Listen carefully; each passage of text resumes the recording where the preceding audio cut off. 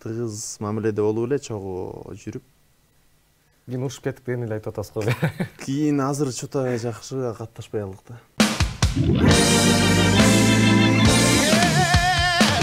Урматтуу көрөрмандар, бүгүнкү биздин эфирибиздин экинчи коногу да келип калган экен. Ким деп жаткан болсоңуздар, кыргыз эстрада жылдызы, жаңыдан кыргыз эстрадасынын өзүнүн ордун таап келе жаткан жаштардын бири десек болот. Көптөгөн ырлардын аткаруучусу, азыркы учурда өзүңүздөр көргөн Бакырак айымы деген чыгарманын дагы автору деп койсок болот. Биздин студиябыздын экинчи коногу Каныбек Сакиев келип калган экен. Куш келипсиз. Куш келдик. Кыйналбай келип алыпсызбы? Жок, бардыгы сонун буюрса. Күн жылып бардыгы сонун болуп калды. Ал эми дароо эле суроону бере кетейин. Бүгүн 8 марттан кандай өтүп алдыңыз? 8 марттан буюрса жакшы өттүк. Элдирек окшоп. Эмнеси менен эсте калды 8 март? Эмнеси менен эсте калды дегенде бул мен үчүн ушул 8 март жакшы өттү дейм да. Негизинен 8 март. Жылда 8 март тынч эле өтүп кетчү эле да, үйдө жатып эле, ар жак бер жак болуп эле өтүп кетчү эле. Бул 8 март мен деле бир эшикке чыгып көрөйүнчү. Может, маңдайга бирөө жазылып калар, именно 8 мартта деп атып анан кокусунан жолугуп калдык бирөөгө. Жакшы тилек, жакшы тилек жарымыңыз дегендей. Бат эле. Мен жолугуп калып, ал дос кыз, ал жөн эле ойлоп жүрбөй, анте каяктын баарын деп. Ага жолугуп калып, ошо менен 8 мартты өткөздүк. Таң атканын билбей калдыңыз. Таң аткан деле билбей калдык бат эле. Саат 1-2 сааттай болдук, бирок 1-2 минуттай эле өтүп кетти да. Ошол өкүнүчтүү нерсе болуп калды деле өкүнүп. Ошол катуу өкүнүп атасыз го. Негизинен эле 8 мартта жылдагыдан өзгөчөлүгү ошол эертең менен эрте туруп эле башкалар сыяктуу эшикке чыгып ошол кызга жолугуп калган экенсизби? Жок, эртең менен болсо жакшы да. Кечинде кокусунан эле жолугуп. Кечинде жолугуп атасызбы? Кечинде бир күндүз жолуксаңыз бир жөн экен. Кечинде эмнеге жолугуп атасыз, айтыңызчы. Кечинде эшикке чыгып көрөйүн дедим да, жарыкта чыгып деле болбойт го. Ал эми канча расходко учурадыңыз? Чыгым болду негизинен? Чыгым деле болгон жок көп. Эми биринчи жолуккан кызга мындай эле гүл, шоколад берип эле, ошо менен эле кутулдук пока. Гүл менен шоколад менен алдап койдуңуз. Алдаган жокпуз эми, мындай кичине жакындабасак, сразу эле жолуккан деле келейген ак мамалакты көтөрүп барсак деле ал деле болбойт да. Эртеси жүрсөк дейм, мамалакты окпой, анан ошентип. Анан бир акырындан бир гүл берип ошентик. Жакшы. Ал эми азыркы учурда жалпы биз менен, сиз менен бирге, биздин сүйүктүү көрөрмандар менен бирге Бакырак айымы чыгармаңызды көрүп өттүк. Чыгарма боюнча кененирээк токтоло кетсеңиз, кимге таандык, кайсыл жактан клип тартылды? Бул чыгарма боюнча бул жай айында неметилген, жай айынын баштарында. Мен өзүм мындай сөз жазып, анда-санда илхам келип калат да, таң сүрүп калганда, уйку келбеген убакта жазып калса элем. Бир куплети бар эле, бул сөзү өзүмө таандык. Отуруп эле Норбек Кадыров деген өзүбүздүн агабыз бар. Таансаңыздар керек анда эле. Ошо менен эле он чыгарал болуп отуруп эле фанога отуруп, бир 15-20 мүнөттүн ичинде чыккан эле он эле бул. Он чыккандан кийин убакыт өтүп бир 10 күнчө өтүп, эртерээк чыгаралы, жакшы он болду деп экинчи куплетин да жазып аракет кылдык. Ошо менен ыр даяр болду. Аны клипке чуркап, клипти тартып, ошо менен эле чыгардык. Клипти кайсыл жактан тарттыңыздар? Клипти башында сразу эле башталганда өзүм айылыма кеттим, Тамчыга. Көлдүн тамчысы деген айылым болом, ошол жактан барып клиптин жарымын тарттык. Өзүм окуган мектептен тарттык, класс жетекчимди тарттык. Өзүм классташ балдарымды тарттык, эже карындаштын баарын тарттык. Ушул жайында элдин баары эле чачырып кетти да. Көчөдөн өткөн эле чакырып келип, тур тартылып койгула, минтип койгула, сен айылдагылардын баары эле келип тартылып берип. Жакшы колдошту. Көлдөн тарттык, көлдүн жээгинен. Ошо менен жарым бул жактан тарттык. Демек көп эле чыгымга учураган эмес экенсиз. Чынында көп деле чыгым деле болгон жок. Анткени бул жакта биздин өзүбүздү колдогон агаларыбыз бар. Ошо бизден болсун деп техникаларды, машинасын баарын тең берип жиберди эле. Биз болгону жол кире ар жак бер жактан эле кетирдик. Ошо менен эле клип бүтүп калды. Келиңиз анда биздин көрөрмандар да күтүп калган болушу толук түрдө мүмкүн. Аккордеон жанатан бери колуна алып турат. Ушул бала сүйлөй бербей, суроолордон бербей ырдатса экен депчи. Ошентип эле анда. Чыгармадан баштап алалы анда келиңиз. Бир жай чыгармадан баштайлы биринчи. Келиңиз анда. Жайына акырындан көтөрүлүп. Ооба. Өзүм жакшы көргөн Ээрчип кеттің қара торы бір қызы деген шығарма бар эле, ошону аткарып берейин, Жигиттин кара тору бир жигитти деп ордап салыңызчы анда. Болду. Билсе кошулуп кошоп турасыңар,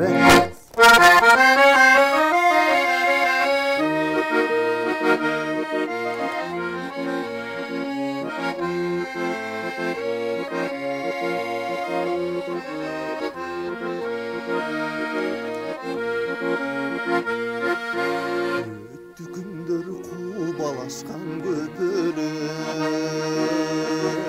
жытын эске бөрөн толгон гүлдөрдү. Өттү бары эле бордун кусалып, ал тарапта жалгыз калдың сен өзүң, ал тарапта жалгыз калдың сен өзүң, жалгыз калдың сен өзүң.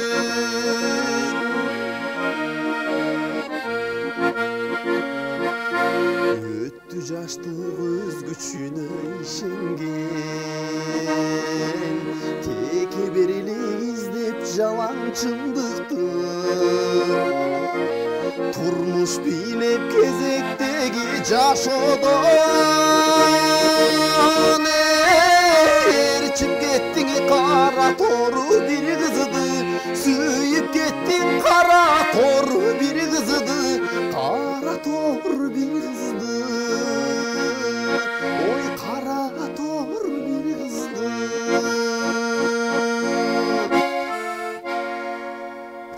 Баракелде кол чабуулар болсун. Сонун керемет чыгармалардын бири болду. Ал эми аккордеон тууралуу сөз кылсак, аккордеонду канча жашыңыздан баштап колуңузга алдыңыз?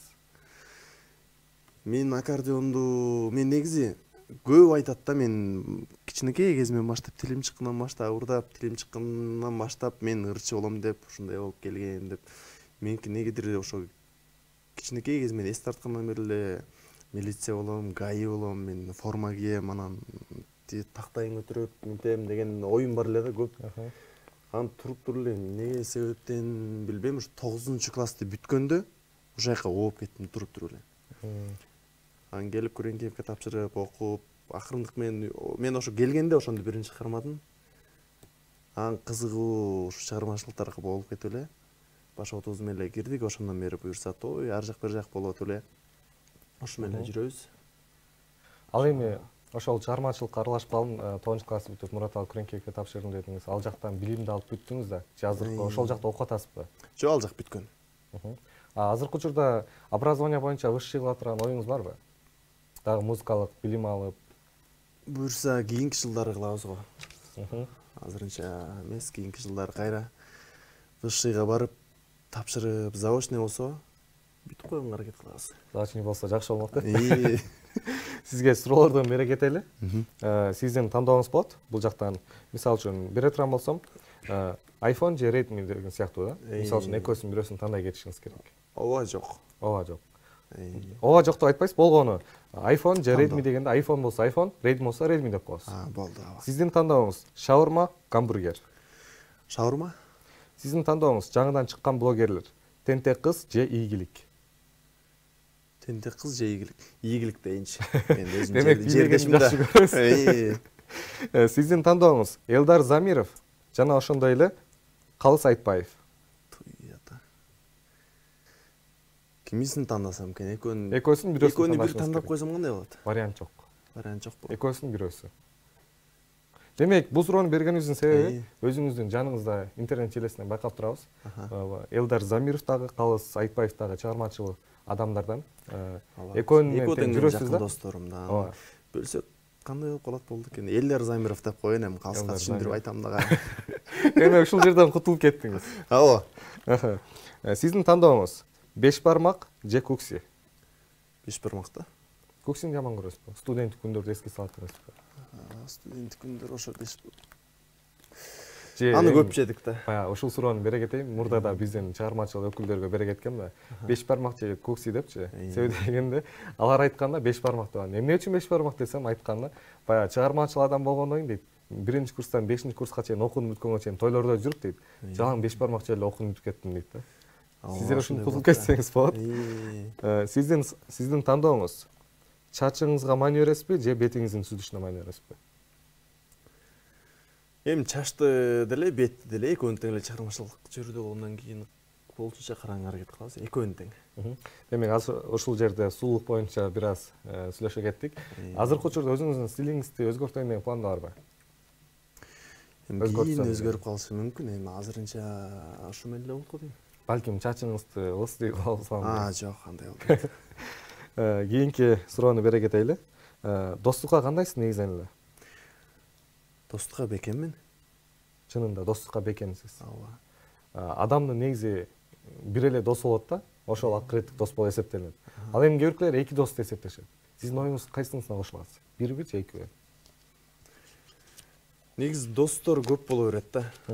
Анын арасынан тандай келсең, ошо бир экөө эле чыкса керек, чын жүрөгүм менен сен менен дос болуп жүргөндөрдөн. Кино же китеп? Кино. Кино. Үй бүлө же карьера? Үй бүлө, андан кийин карьера. Демек, жакында үйлөнө турган ойлор бар ошо. Жок. Театр же кино? Театр же кино? Театр болгондо спектакль же кандай? Театр ошол жаат болуп калат.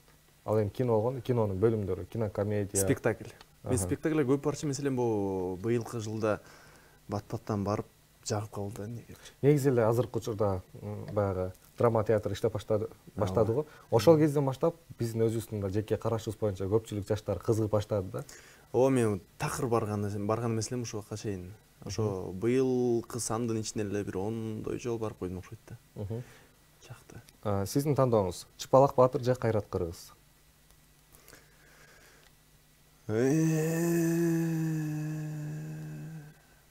Кайрат Кыргыз. Кайрат Кыргыз, баракелде.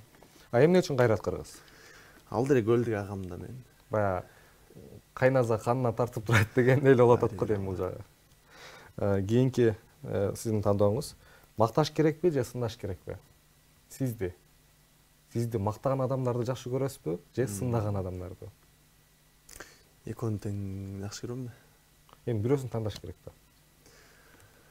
Кечке эле сындай берсе деле болбойт да. Мен сындаганды деп кое берейин. Мактаса деле болбой калат го дейм. Сиздин тандооңуз TikTok же Instagram? Азыркы учурда TikTok активдүү болуп атат го, TikTok тандай туралы. TikTokко кирип прямой эфирлерди кылып турасызбы? Анда-санда кылып турам. Сиз дагы өзүңүздүн баягы прикастарды аткарып, же болбосо? Жок, ага жете элекпиз. Балким жетем деген ойлор бар. Ага чейин деле барбайбыз го дейм. Эфирге кирип, ырдап, сүйлөшүп турабыз. Бирок кандай приказ дегенге жетпейбиз. Баягы жаңыдан чыгармачылыкка аралашып келаткан баягы чыгармачыл адамдардын катарындасыз. Ал эми ошол жаңыдан аралашып келген баягы Инстаграмдан блогер деп койсок болот. Белгилүү блогерлер Мадина Курсаналова кызы жана ошондой Саадат деген айымдар бар. Ошол экөөсүнүн кайсынысын тандайсыз? Кайсынысы? Мадинага. Эмне үчүн? Балким өзүңүздүн жүрөгүңүздө жылуулук бир оттор бардыр. Мадина мен Саадат деген кыз менен чындыгында мындай жолугуп, мындай неметти деле көргөн эмеспиз да. Тиги Мадина менен ошо Күреңкеевди ал чогуу окучу да. Аны мен бир аз болсо да мындай тааныш катары билем аны. Ооба. Сиздин тандооңуз Айгерим Расул кызы же болбосо Айдана Дека? Айгерим Расул кыз да. Эмне үчүн?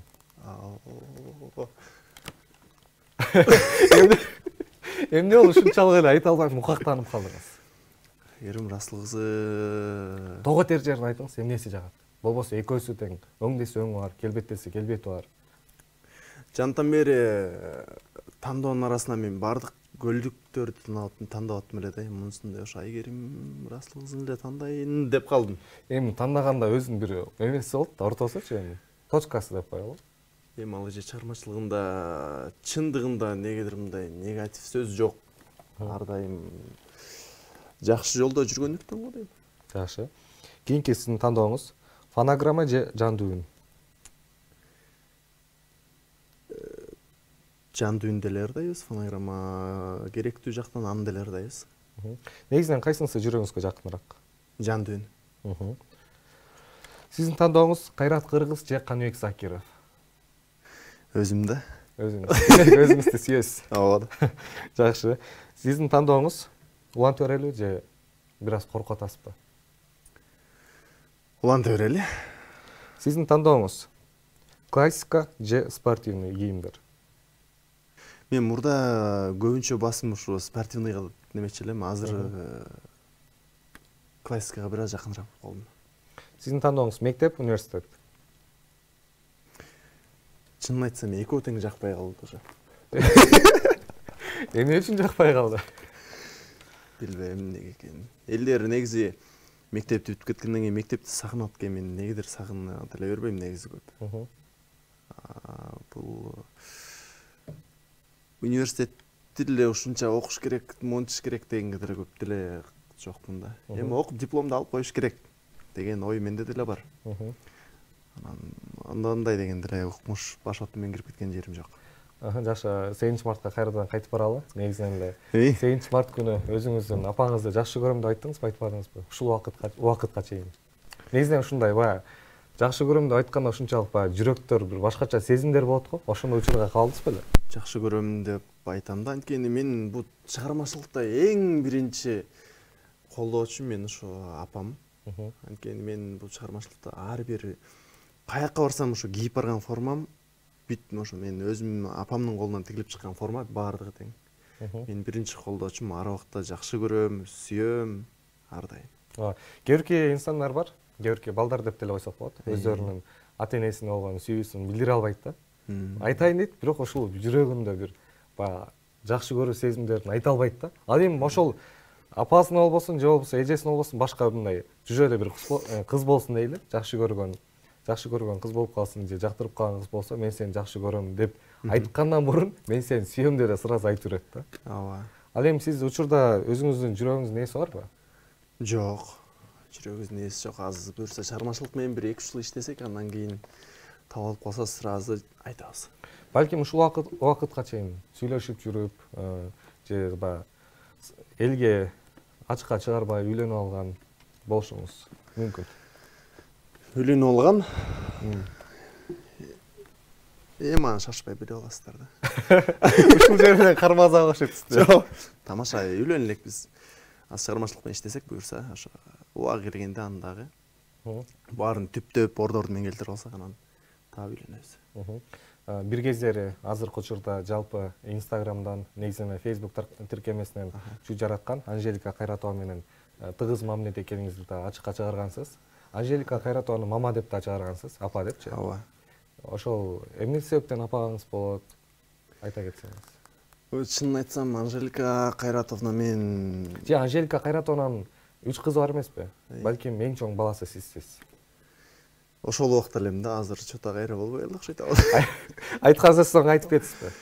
Жок, ал убакта мен жаңы сахнага чыгып атканда эң биринчи экөөбүз дуэт ырдап, ошо Бактылайым деген передача бар эле да. Ошо жака 23 февралга ошо биздин майрамыбызга дуэт ырдайлы деп экөөбүз биринчи ошо экранга чоң немеге чыккам да ошо. Ошондон кийин мен чыгармачылыкта апам деп көптөн колдоп жүрдү. Эң биринчи чыгарган Кара тору деген клибимди чогуу презентацияладык. Тыгыз мамиледе болуп эле чогуу жүрүп. Кийин ушуп кеттик деген эле айтып атасыз го. Кийин азыр чота жакшы катташпай алдык да. Эмне үчүн? Сизди тоготпой койдубу же? Жок, тоготкон эмес. Эми мен өзүнчө башка баякта круг, ал убакта мен немем жок эле да. Азыркыдай жардам берген агаларым, бир командам жок эле. Ошон үчүн Анжелика эже менен чогуу жүргөндүктөн азыр бул тарапка көбүнчө бурулуп кеттик. Ошол кезде азыр эстеп атам да, баягы жаңыдан чыгып келип аткан адамдарга, баягы өзүнүн жолун таба албай жүргөн чыгармачыл инсандар бар эмеспи? Ошол кезде ошондой адамдарга мындай сахнаны көрсөткөн, алдыга карай багытты көрсөткөн адамдар керек болот да. Балким ошол учурда сиз да ошондой адамды издеп жатканда Анжелика Кайратова жолугуп калып, анан баягы жүрөктөгү кыялдарыңызды ишке ашырайын деп, ошол себептен апа деп, мен колдойт деп апа деп калган окшойсуз. Эми ар бирөө эле мен көбүн билем да ошо. Кайсы чөйрөдөн болсо ошол чөйрөдөн сахнадагы апам деп мындай жакшы көргөн неме бар. Сеникин да көп көрүп калам. Колдоочу, сен дагы өкүл аталарыңды билип калам. Эми биз деген эми өкүл ата койбойбуз да эми. Эми койгонбуз дегенде эле ойлоп албаңыз, эми бул баягы үйлөнүп алган окшойт деп. Эми жакшы элек Сеники деле жашыруун окшойт да, үйлөнүп алганың, Эми шакек деле чечпейт да. Келиңиз анда бизди көрүп жаткан жалпы сүйүктүү көрөрмандарга жагымдуу музыкалык чыгарма болсун. Шаңдуураак. Эми бир шаңды аткаралы. Келиңиз. Бек Борбиев агабыздын бир чыгармасын аткарып берген да.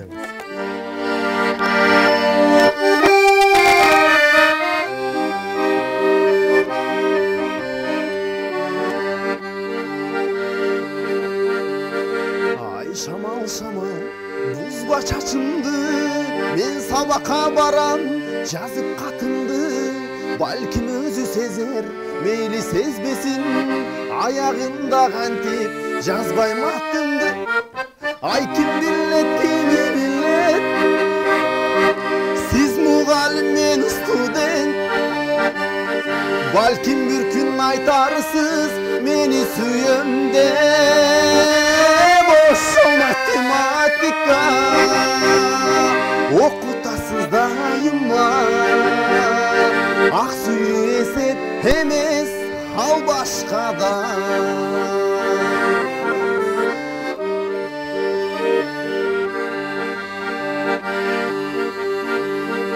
Ay terek terek çoğu nege termelet, sezim degen şamal anı termetet. Atındı atasam sabah surasam, süyüm degen sımal maga sezilet. Ay kim billet kimi billetti, siz muğalim men student. Balkim bir gün aytarsız meni süyüm de. Boşu matematika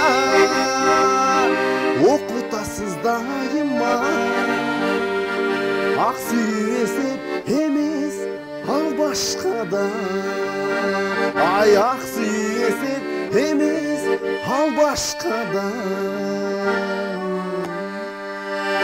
Баракелде. Сонун чыгармалардын бири болду. Ушуну менен Рахмат. жаңы эле эфирди баштагандай болгонбуз. Убакыт учкан куш сыяктуу экен. Биз ошол убакыт Бүтүп калды уже. Ооба, убакыт экөөбүз баягы 8-марттын ортосунда айланыр убакыт бүтүп калыптыр. Убакыт учкан куш сыяктуу экен. Биз убакытты эч качан кармай албайт экенбиз. Ошол себептен убакыт соңуна келип жетти. Жалпы бизди көрүп жаткан сүйүктүү көрөрмандарга эркин микрофон болсун. Келиңиз. Биринчиден сиздердин жамаатыңыздарга New TV Show каналынын жамаатында чоң рахмат. Өзүнчө сизге чоң рахмат. Ар дайым ушинтип колдоп, жакшынакай ушундай эфирлерди чыгарып, бул бир убакта жакшы чыкты эле, кайра ортодон мындай баскындап кетти эле. Кайра көтөрүп чыгып атасыздар. Чоң рахмат чакырганыңыздарга. Ушундай эфирден ар дайым көрүп сыймыктанып жүрөлү. Кийинки эфирлер болсо да чакырып турсаңыздар, ар дайым колдон келишинче келгенге аракет кылабыз. Ошо чоң рахмат. Чоң рахмат айтабыз сизге да, келип бергениңизге чоң рахмат. Чыгармачылык ийгиликтерди каалайбыз. Бар болуңуз, оорубаңыз, сыркабаңыз. Негизинен эле биздин куттуу студиябыздын эшиги сиз үчүн ар дайым ачык. Жаңы ырлардын бет ачары, жана ошондой эле жаңы клиптериңизди алып келип биздин сүйүктүү көрөрмандарга дагы тартуулап кетсеңиз болот. Биздин эшик сиз үчүн ар дайым ачык. Чоң рахмат. Урматтуу көрөрмандар, бүгүнкү биздин эфирибиз соңуна келип жетти. Кийинки эфирден жолугушканга чейин аман болуңуздар, бар болуңуздар. Биз сиздерди жакшы көрөбүз.